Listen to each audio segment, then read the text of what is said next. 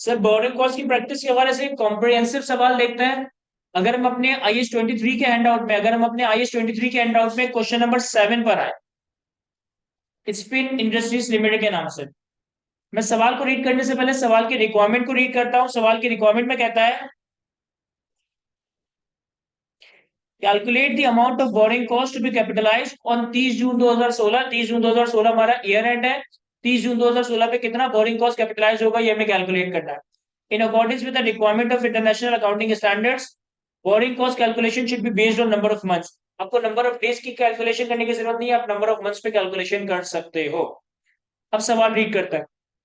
On 1 सितंबर 2015, Spin Industries Limited started construction of a new office building and completed on 31st May 2016।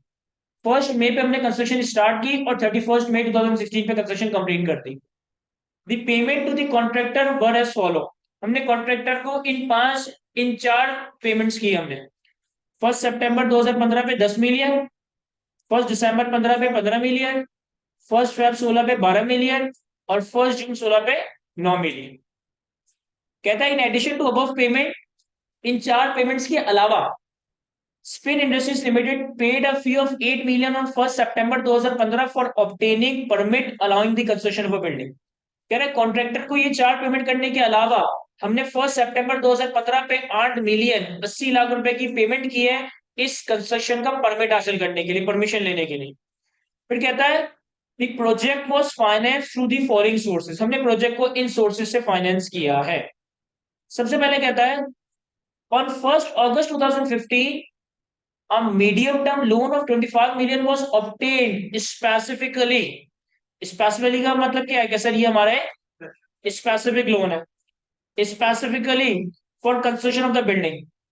The loan carry markup of 12% per annum, payable semi annually. Commitment fee of 0.5% of the amount of loan was charge by the bank. देखिए, हमने 1 अगस्त 2015 पे 25 million का loan लिया इस building की construction के लिए। इस लोन पे 12% का इंटरेस्ट पे करना है।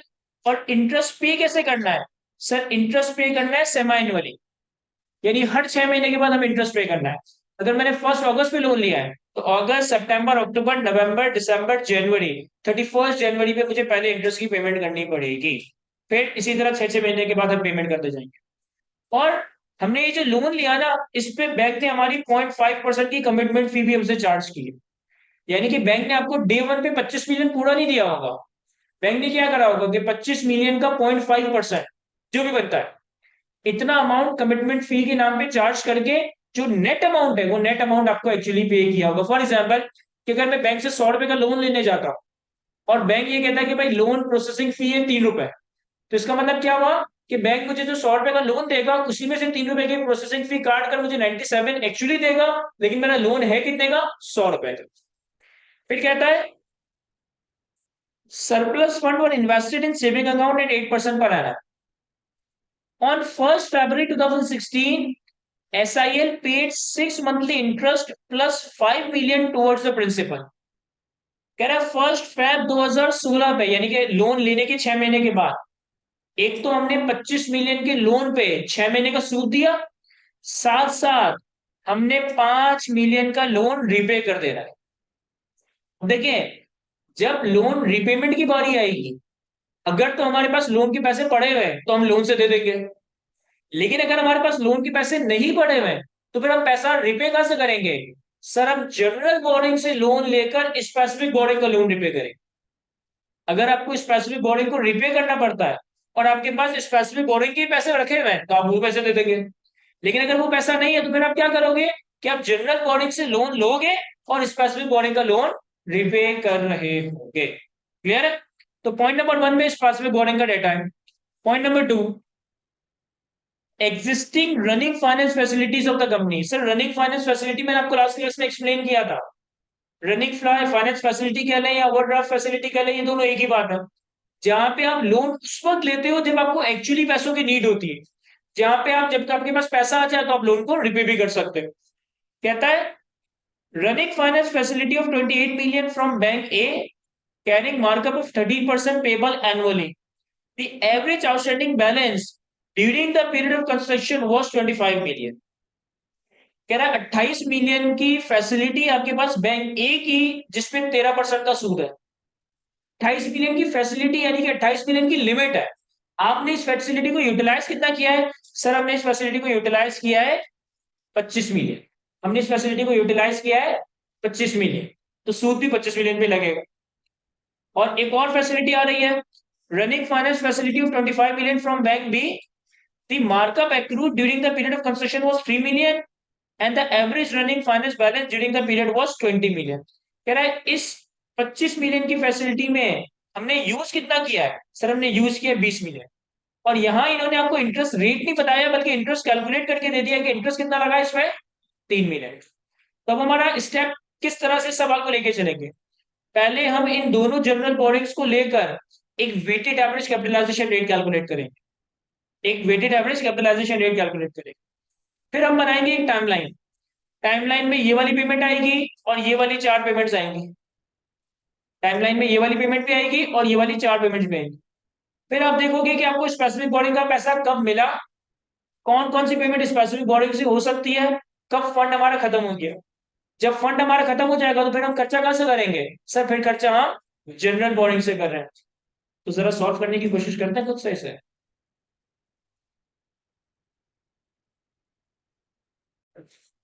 चलिए सर यहाँ देखिए मैं सॉल्व करवा देता हूँ इस सवाल को। देखिए हमारे पास सबसे पहले हमें ये बताया कि कंस्ट्रक्शन कब स्टार्ट हुई, कब एंड हुई। कॉन्ट्रैक्टर को पेमेंट्स की गई, परमिट हासिल करने के लिए 8 मिलियन की फी पे की गई। एक हमारे पास स्पेसिफिक बोरिंग है, दो हमारे पास जनरल बोरिंग है, और हमें बोरिंग कॉस्ट भी कैपिटलाइज कैलकुलेट करना है। हमारा ईयर एंड है 30 जून 2016। अब सबसे पहले अगर हम एक टाइमलाइन ड्रॉ करें, 30 जून 2016 अगर हमारा ईयर एंड है, तो इसका मतलब है कि ये स्टार्ट हुआ होगा 1 जुलाई 2015।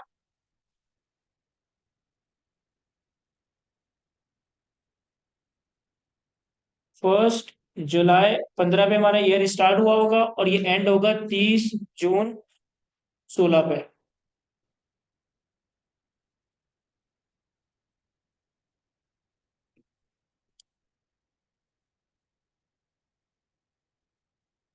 अगर मैं सारे मंथ्स को प्लॉट करूं, तो ये पहले महीने का आखिर जुलाई 15, अगस्त, सितंबर,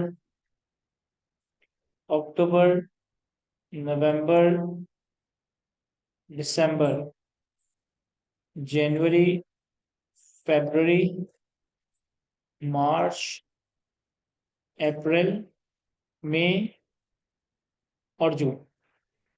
अब इन्होंने सबसे पहले पहले पैरा में बताया कि कंस्ट्रक्शन स्टार्ट हुई 1 सितंबर 2015 पे और कंस्ट्रक्शन एंड हुई 31 मई 2016 पे। तो हमारे पास 1 सितंबर में कंस्ट्रक्शन स्टार्ट हुई, यानी कि जुलाई, अगस्त, सितंबर कंस्ट्रक्शन स्टार्ट यहाँ पे हुई है। तो इसका मतलब है कि यहाँ से हम कैपिटलाइजेशन स्टार्ट करेंगे।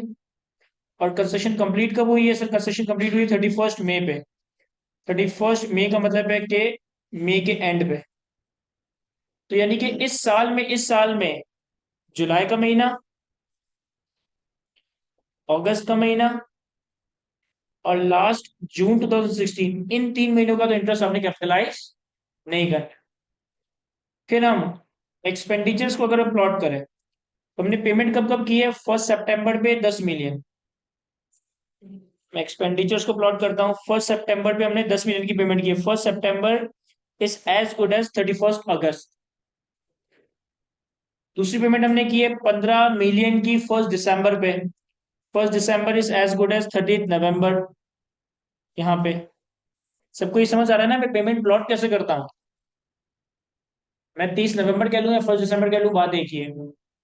फिर तीसरी पेमेंट की हमने 1 फेब पे। 1 Feb is as good as 31 जनवरी। कितनी सर? 12 मिलियन। 12 मिलियन की पेमेंट हमने यहाँ पे की है। और फिर हमने चौथी पेमेंट की 9 मिलियन की 1 जून पे, यानी कि 31 मई पे। तो ये पेमेंट्स तो वो थी जो हमने कॉन्ट्रैक्टर को पे की है। इसके बाद इन्होंने हमें बताया था कि in addition to above SIL paid 8 million on 1 सितंबर for obtaining the permit allowing the construction of building. कह रहा है 1 सितंबर पे 10 मिलियन आपने ये पे किए और 8 मिलियन आपने परमिट फी पे पे की है। तो ये भी मैं यहाँ प्लॉट कर देता हूँ। तो मैंने अपनी सारी पेमेंट्स प्लॉट कर दी। अब हम आते हैं बोरिंग्स पे। बोरिंग्स में इन्होंने हमसे कहा है कि हमने पॉइंट नंबर 1 में स्पेसिफिक बोरिंग, हमने 1 अगस्त 2000,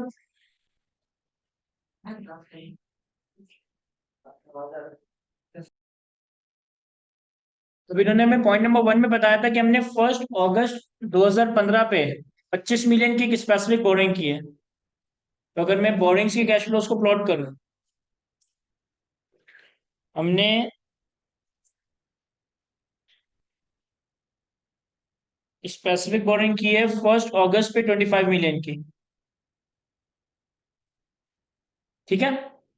लेकिन ये जो 25 मिलियन की बोरिंग हमने की है 1 अगस्त पे, इस पे हमारा 0.5% की कमिटमेंट फी चार्ज हो गई है। तो हमें नेट जो कैश मिला होगा, हमें जो नेट कैश मिला होगा वो नेट ऑफ कमिटमेंट फी मिला होगा। तो 25 मिलियन का 0.5% कितना है? 0.125। तो 25 मिलियन में से ही माइनस कर दूं मैं 0.125, हमारे पास नेट मेरे ख्याल 24.375 हमारे हाथ में आया होगा। फिर एक महीना पैसा रखा रहा, उसके बाद कंस्ट्रक्शन और खर्चा स्टार्ट हुआ। इसका मतलब है कि इस एक महीने का तो इंटरेस्ट कैपिटलाइज नहीं होगा, फिर इसके बाद सारी वर्किंग्स वगैरह चल रही होंगी। अब हमें यहाँ पे एक काम ये करना पड़ेगा कि हमें weighted average capitalization rate calculate करना पड़ेगा, जनरल बोर्डिंग से नहीं। तो मैं पहले weighted average capitalization rate calculate कर लेता हूँ।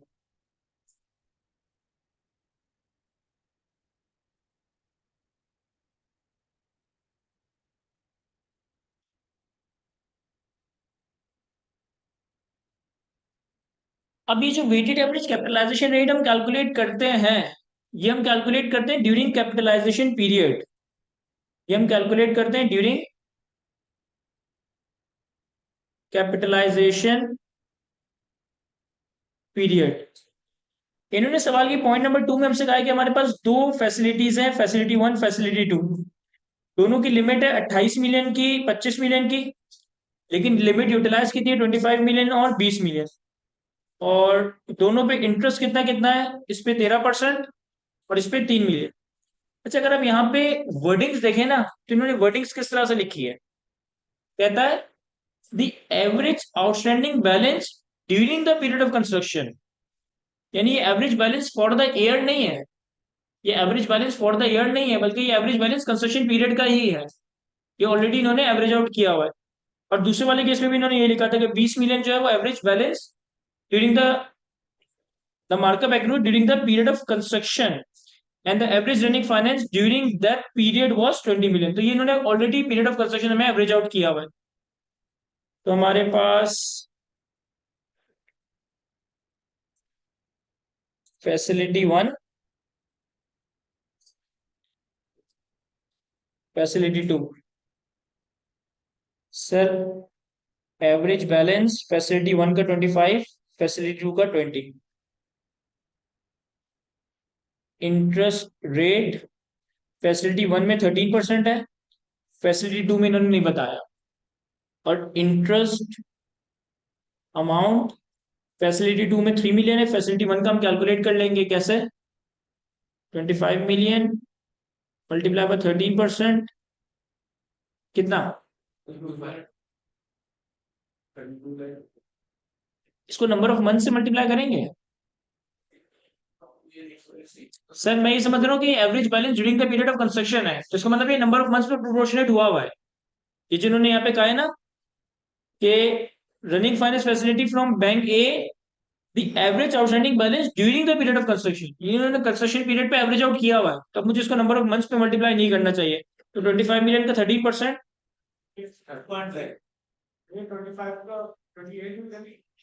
सर ये 28 मिलियन नहीं होगा। सर 28 मिलियन तो लिमिट है ना, 28 मिलियन तो लिमिट है, हमने यूज कितना किया है? The average outstanding balance during the period of concession was 25 million. हमने यूज कितना किया 25, तो 25। दूसरे वाले की भी लिमिट कितनी है 25, लेकिन हमने यूज कितना किया 20 मिलियन। तो मैंने कितना प्लॉट किया 20 मिलियन।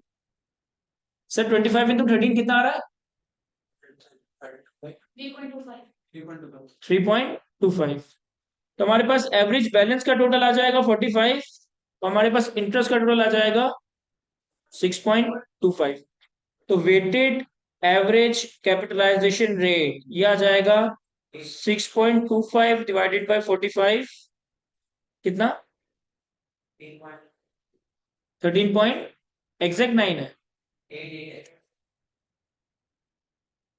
8%। ये हमारे पास आ गया वेटेड एवरेज कैपिटलाइजेशन रेट। जी अच्छा आपको लिखा हुआ है कि 30% पेबल है एनुअल। दूसरा मतलब ये पूरे साल का ही लगा हुआ है। देखें, यहाँ पे थोड़ी सी ना इंटरप्रिटेशनल इश्यूज है कि 13% एनएम जो है वो पेबल एनुअली है, 13% सूद पूरे साल का है। लेकिन उन्होंने आगे लिखा है the average outstanding balance during the period of construction. और हमारा कंस्ट्रक्शन पीरियड कितना है? सर हमारा कंस्ट्रक्शन पीरियड अगर हम काउंट करें तो 12 महीनों में से 3 महीने आपने हटा दिए, तो कंस्ट्रक्शन पीरियड कितना है यहाँ से लेकर यहाँ तक? 1 2 3 4 5 6 7 8 9 महीने हमारी कंस्ट्रक्शन हुई है। अब इन्होंने अगर एवरेज बैलेंस कंस्ट्रक्शन पीरियड का दिया है तो इसका मतलब है कि मैं ये समझ रहा हूँ कि इन्होंने 9/12 ऑलरेडी किया हुआ है। सर तो इंटरेस्ट में भी करा हुआ ही होगा। अब जब इन्होंने बैलेंस को 9/12 किया हुआ तो फिर हम इंटरेस्ट तो दोबारा से 9/12 नहीं करेंगे ना, वो बैलेंस ही ऑलरेडी 9 मंथ्स का कैलकुलेट हुआ। ठीक है, तो ये हमारे पास वेटेड एवरेज कैपिटलाइजेशन रेट आ गया, दैट इज 13.88%। क्या यहां तक समझ आ रहा है हमें? अब हम फंड्स की मूवमेंट को देखते हैं। अब हम फंड्स की मूवमेंट को देखते हैं। सर मैं सरप्लस फंड को प्लॉट करता हूं। देखें, 1 अगस्त पे आपके पास 25 मिलियन का स्पेसिफिक बोरिंग का लोन आया, जिसमें से 0.125 की कमिटमेंट फी चार्ज हो गई। तो आपके हाथों में नेट बचे कितने हैं? 25 माइनस 0.125, 24.375, 24.875। ठीक है, अब ये सरप्लस फंड है, लेकिन इस 1 महीने का तो इंटरेस्ट ही कैपिटलाइज नहीं होगा क्योंकि कंस्ट्रक्शन स्टार्ट हुई नहीं। और आपको मालूम है कि जिस पीरियड का इंटरेस्ट कैपिटलाइज नहीं हो सकता उस पीरियड में इन्वेस्टमेंट इनकम बोरिंग कॉस्ट भी कैपिटलाइज को रिड्यूस नहीं कर सकती। फिर इसके बाद 1 महीने बाद आपको कितनी पेमेंट करनी है? 18 मिलियन की। अब 18 मिलियन की आपको पेमेंट करनी है, जब 18 मिलियन की आप पेमेंट करोगे, अब आपका सरप्लस फंड कितना रह गया होगा? 24.875 माइनस 18, 6.875। इसके बाद आपको अगली पेमेंट करनी है 1 दिसंबर पे 15 मिलियन की। अगली पेमेंट करनी है 1 दिसंबर पे 15 मिलियन की। आपके पास सरप्लस फंड में कितना है? 6.875। यानी कि जब आप 6.875 में से 15 मिलियन की पेमेंट करोगे तो 6.875 खत्म हो जाएगा। बाकी पैसा कहां से लेकर आएंगे? सर बाकी पैसा लेकर आएंगे जनरल बोरिंग से। कितना? 8.125। तो अगर मैं इसको नेगेटिव दिखा दूं तो हमें पता चल जाएगा कि भाई नेगेटिव में जो नंबर आ रहा है वो हमने जनरल बोर्डिंग से यूज किया। क्या ये समझ आ रहा है हमें? पहले मैं रिपीट कर रहा हूँ। पहले सबसे पहले मैंने 1 अगस्त पे यानी कि 31 जुलाई पे 25 मिलियन का लोन लिया, इसमें कमिटमेंट फी चार्ज हुई, नेट इतना बचा। लेकिन ये महीना रेलेवेंट नहीं है क्योंकि पीरियड ऑफ कैपिटलाइजेशन ही नहीं है। 1 महीने बाद 18 की पेमेंट की तो इतना फंड बचा। इन पैसों को 1 2 3 महीने के लिए इन्वेस्ट किया, फिर 15 की पेमेंट करनी थी, तो 15 की पेमेंट में से 6.875 तो सरप्लस फंड से कर दी। बाकी की जो 8.125 है ये हमने जनरल बोर्डिंग से करती है। अभी हमने और भी पेमेंट्स करनी है, लेकिन इस सवाल में एक और बात भी थी। पॉइंट नंबर 1 में लिखा था कि surplus fund invested in saving account at 8% per annum on 1 Feb 2016 SIL paid 6 month interest plus 5 million towards the principal repayment. 1 Feb पे हमें 5 मिलियन का लोन भी रिपे करना है और 6 महीने का इंटरेस्ट भी पे करना है। अब गौर से देखिएगा sir, 1 Feb is as good as 31 जनवरी। तो 31 जनवरी पे एक तो मुझे 5 मिलियन की प्रिंसिपल रिपेमेंट करनी है और मुझे 6 महीने का इंटरेस्ट पे करना है।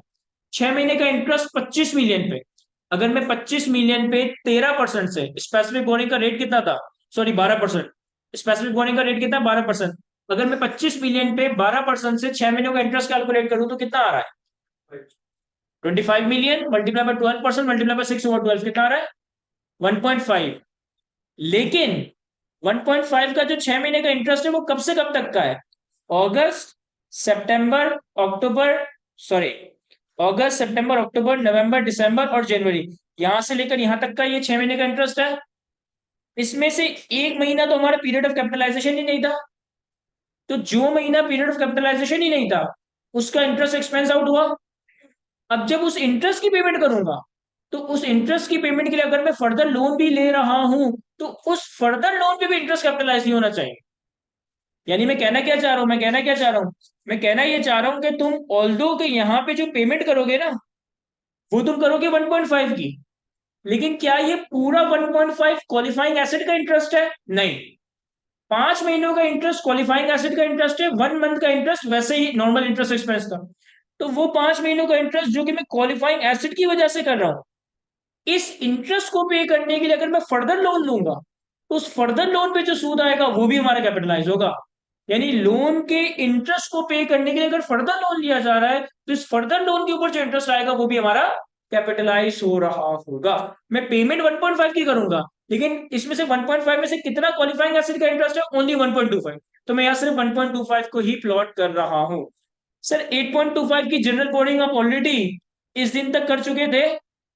अब आपको एक दो दो महीने के बाद और बहुत सारी पेमेंट करनी है। कौन कौन सी पेमेंट करनी है? 5 मिलियन की, 1.25 मिलियन की और 12 मिलियन की। अब आपकी जनरल बोरिंग का थ्रेशोल्ड कितना हो चुका होगा? 8.125 पहले से था। 5 मिलियन की मजीद पेमेंट, 125 की मजीद पेमेंट और 12 मिलियन की मजीद पेमेंट, तो ये टोटल कितना हो रहा है? 26, 26.375। ये हमारी जनरल बोरिंग इतनी हो गई। फिर आपने यहां से यहां तक आए, आपने फर्दर 9 की पेमेंट की है, लेकिन अब आपकी कैपिटलाइजेशन कंप्लीट हो चुकी है, क्योंकि आपकी कंस्ट्रक्शन यहाँ पे कंप्लीट हो गई। क्या ये समझ आ रहा है हमें? तो देखिए फाइनली मैं वर्किंग करने लगा हूं।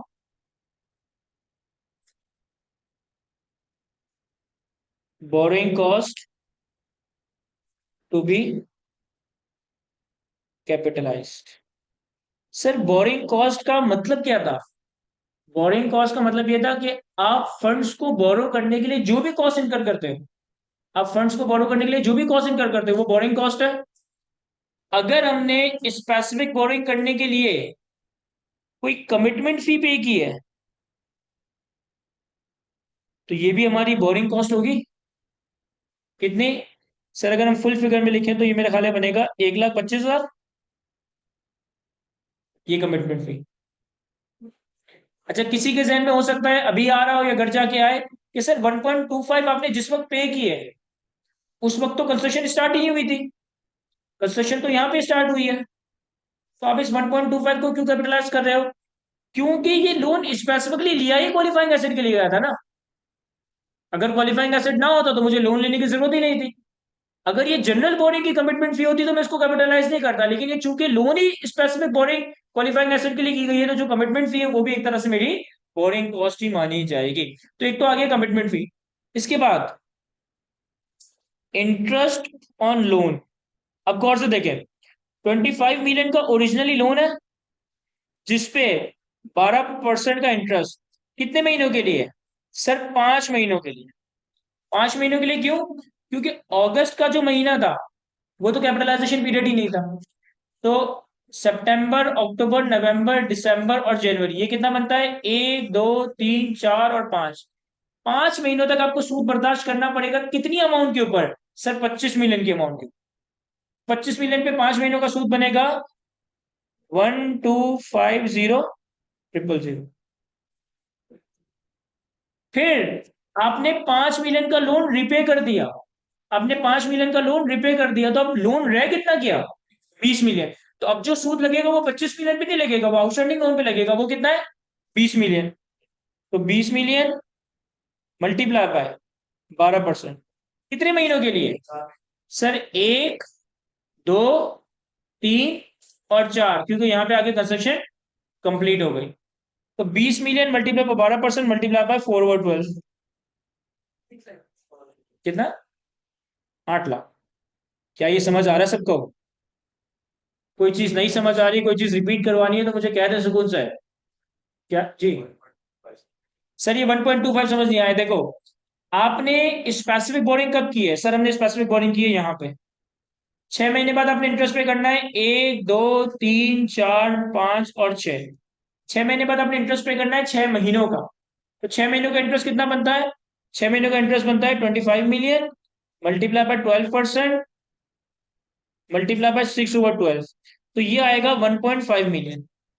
लेकिन मैंने यहाँ पे सिर्फ 1.25 मिलियन लिया है। ऐसा क्यों? ऐसा इस वजह से कि ये जो 6 महीने का इंटरेस्ट यहाँ से यहाँ तक का है ना, इसमें से 5 महीने तो कैपिटलाइजेशन पीरियड के हैं, लेकिन ये वाला एक महीना कैपिटलाइजेशन पीरियड का ही नहीं है।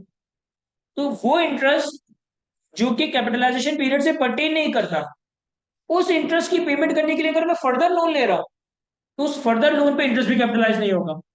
लेकिन वो इंटरेस्ट जो कि इन 5 महीने से पर्टेन करता है, सितंबर, अक्टूबर, नवंबर, दिसंबर और जनवरी, ये 5 महीने कैपिटलाइजेशन पीरियड के थे।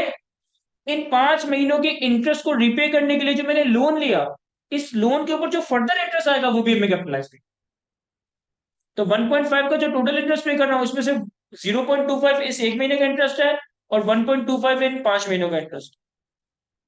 क्लियर है? कंस्ट्रक्शन स्टार्टिंग में नहीं, कंस्ट्रक्शन हमारी 1 सितंबर में स्टार्ट हुई थी ना, ये सवाल में भी दिया हुआ था। वो अमाउंट सरप्लस फंड में नहीं जाएगा। जब वो अमाउंट सरप्लस फंड में नहीं जाएगा, सर सुनिएगा, किसी ने सवाल पूछा, आपने लोन ले लिया यहाँ पे, कंस्ट्रक्शन स्टार्ट हो रही है यहाँ पे, तो ये एक महीना पैसा हम वैसे ही रहने देंगे क्या? नहीं, इस एक महीने को भी पैसे को इन्वेस्ट कर देंगे। इस एक महीने के पैसे को भी हम इन्वेस्ट कर देंगे, लेकिन उस एक महीने की इन्वेस्टमेंट इनकम को हम कैपिटलाइज नहीं करेंगे, बल्कि इंटरेस्ट इनकम के तौर पे रखते हैं। यानी कि फॉर एग्जांपल अगर मैं तुमसे कहूं कि यहाँ पे हम एक पीएनएल बनाते हैं, यहाँ पे हम एक पीएनएल बनाते हैं, तो पीएनएल में कितना इंटरेस्ट एक्सपेंस रिकॉर्ड होगा? सर पीएनएल में रिकॉर्ड होगा 25 million, multiply by 12%, multiply by 1/12, 0.25। ये कौन सा इंटरेस्ट है? सर ये एक महीने का इंटरेस्ट है जो आपने कैपिटलाइज नहीं किया, क्योंकि हमने यहाँ पे कितना 5 महीने का इंटरेस्ट लिया है ना। चाहे एक महीने हमने पैसा भी इन्वेस्ट किया होगा, इस एक महीने भी हमने पैसा इन्वेस्ट किया होगा, कितना? 24.875। तो इस 24.75 पे हमारी इंटरेस्ट इनकम आएगी 24.875। सरप्लस फंड का रेट कितना था? 8%। 24.875 मल्टीप्लाई बाय 8% मल्टीप्लाई बाय 1/12। ये जो हमारी इन्वेस्टमेंट इनकम आएगी, ये हमारी इन्वेस्टमेंट इनकम तो होगी, लेकिन ये कैपिटलाइज नहीं होगी, ये आपके पीएनएल में इनकम के तौर पे रिकॉर्ड हो जाएगी। क्या ये समझा पा रहा हूं मैं सबको? वापस से आते हैं अपने टाइमलाइन पे। हमने 25 मिलियन का लोन लिया, कमिटमेंट फी चार्ज हुई, उसे कैपिटलाइज कर दिया। फिर एक महीने तक पैसा रखा रहा, उस पर जो इन्वेस्टमेंट इनकम आई पीएनएल में चार्ज कर दी। फिर हमने यहाँ पे कैपिटलाइजेशन स्टार्ट कर देनी है। सर 18 मिलियन की पेमेंट की, तो बचा कितना? 6.875। अब इस 6.875 को हम इन्वेस्ट करेंगे, लेकिन पहले मैं स्पेसिफिक बोर्डिंग का इंटरेस्ट कंप्लीट कर लूं। कैसे? मैंने कहा तुम्हारा 25 मिलियन का लोन था, एक महीने का इंटरेस्ट तो एक्सपेंस आउट हो गया, 1 2 3 4 5, 5 महीने का इंटरेस्ट कैपिटलाइज होना है, वो मैंने कैपिटलाइज कर दिया 25 मिलियन, 12%, 5/12। फिर यहाँ पे 5 मिलियन का लोन रिपे कर दिया, तो लोन रह कितना गया? 20 मिलियन। कितने अरसे के लिए? 1 2 3 4। लोन तो रह गया अभी भी, लोन तो अभी और आगे चलेगा, लेकिन कैपिटलाइजेशन यहाँ पे रुक गई है। कैपिटलाइजेशन यहाँ पे रुक गई है, तो मैंने 1 2 3 4, 4 महीने का इंटरेस्ट कैपिटलाइज कर। क्लियर है? अब हम स्पेसिफिक जनरल बोर्डिंग और इन्वेस्टमेंट इनकम की वर्किंग करते हैं। सर 24.875 में से 18 की पेमेंट की, तो इतना पैसा रह गया, इसको हम कर देंगे इन्वेस्ट।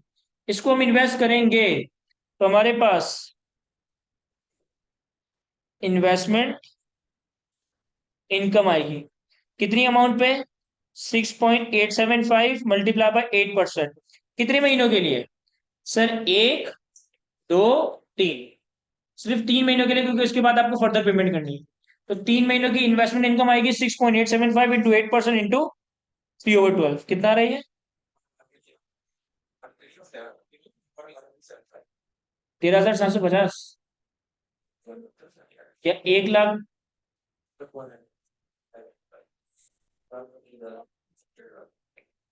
137500, 1,37,500। फिर आपके पास आपको 1 दिसंबर पे पेमेंट करनी है 15 मिलियन की। 15 मिलियन में से 6.875 तो आपने सरप्लस फंड से पे कर दिया। ओवरड्राफ्ट से कितने पैसे पे किए? 8.125। तो अब हमारी स्टार्ट हो गई जनरल बोरिंग। सर कितनी पेमेंट करनी है? 8.125 million multiply by general boring का रेट हमने कैलकुलेट किया था 13.88%। 13.88%। कितने महीनों के लिए? सर एक महीने के लिए, दूसरे महीने के लिए। दूसरे महीने के बाद आपका बैलेंस चेंज हो जाएगा, तो मल्टीप्लाई बाय 2/12। फिर आपने फर्दर पेमेंट करनी है 5 मिलियन की, 1.25 की, 12 मिलियन की, तो आपका बैलेंस कितना हो जाएगा? 26.375। तो 26.375 मल्टीप्लाई बाय 13.88% मल्टीप्लाई बाय कितने महीनों के लिए? 1 2 3 और 4 इंटू 4। और फिर आपको फर्दर एक 9 मिलियन की पेमेंट करनी है, लेकिन आपकी कैपिटलाइजेशन यहां तक रुक गई है, तो मैं उसके ऊपर फर्दर सूद कैपिटलाइज नहीं करना। तो जरा कैलकुलेट करके बताइए कितना बन रहा है। 8.125 मल्टीप्लाई बाय 13.88 मल्टीप्लाई बाय 2 और 12,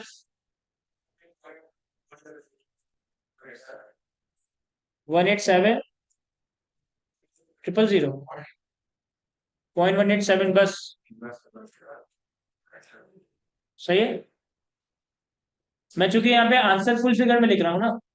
26.375 मल्टीप्लाई बाय 13.88% मल्टीप्लाई बाय 4 और 12,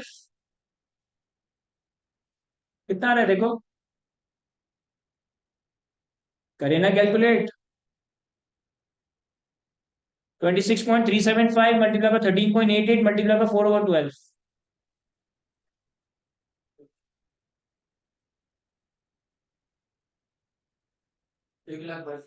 1,22,000।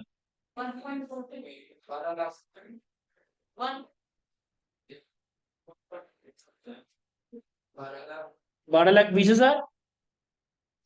जिससे ये पॉइंट राउंड ऑफ कंप्लीट नहीं हो रहा ना, तो वो फिगर ही अपने कैलकुलेटर में पूरी लिखता है। 8.125 का मतलब है 8,125,000 मल्टीप्लाई बाय 13.88% मल्टीप्लाई बाय 2 और 12। 26.375 का मतलब है 26,375,000।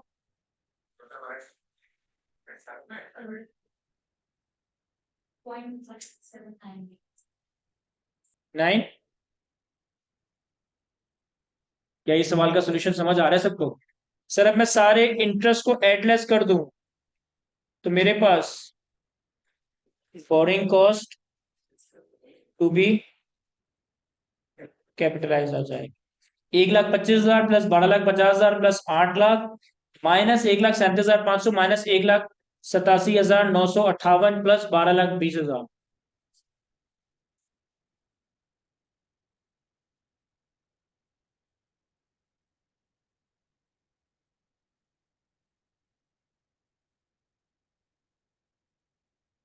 कितना बन रहा है देखें।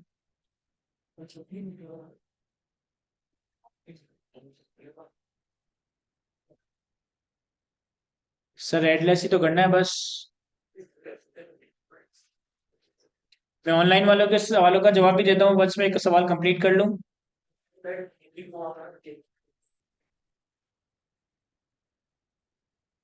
10 लाख गलत लग रहा है, क्योंकि 12,50,000 और 12,20,000 की दो अमाउंट तो मुझे वैसे ही दिख रही है।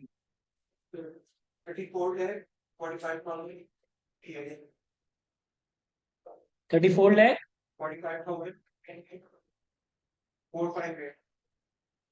चेक कर लें, यही बन रहा है टोटल। 3,445,458 ये हमारे पास आ गया, ये हमारे पास आ गया borrowing cost to be capitalize. कोई चीज नहीं समझ आ रही तो मुझसे पूछना है। अच्छा, अगर मैं आपसे पूछूं कि ये तो borrowing cost to be capitalize आ गया, कॉस्ट ऑफ एसेट कितनी होगी?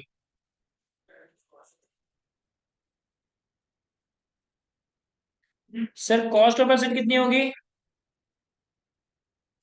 देखें, जो सारा खर्चा किया है ना वो तो कैपिटलाइज होगा। 10 मिलियन, 15 मिलियन, 12 मिलियन, 9 मिलियन और 8 मिलियन। तो ये हो जाएगा 10 और 15 25, 25 और 12 37, 37 और 9 46, 46 और 8 54।